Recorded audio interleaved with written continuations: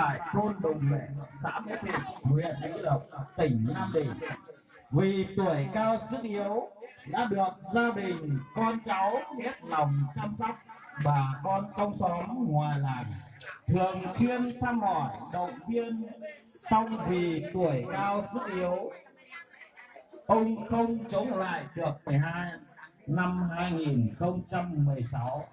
Thay mặt ban tổ chức lễ tang, tôi xin trân trọng giới thiệu ông Lê Thanh Tâm, trưởng ban tổ chức lễ tang, lên tổ chức lễ truy điệu và tổ chức lễ đưa tiễn ông Lê Văn Thủy về nơi yên nghỉ cuối cùng. Xin kính mời ông.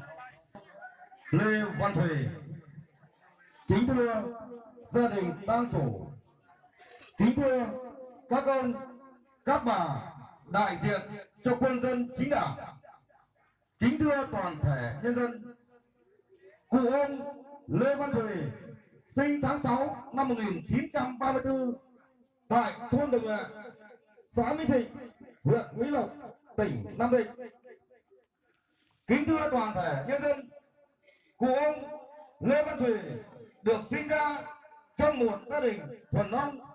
Lúc tuổi thơ, ông được bố mẹ nuôi cho ăn học, sống trong sự đùm bọc của bố mẹ và các anh, các chị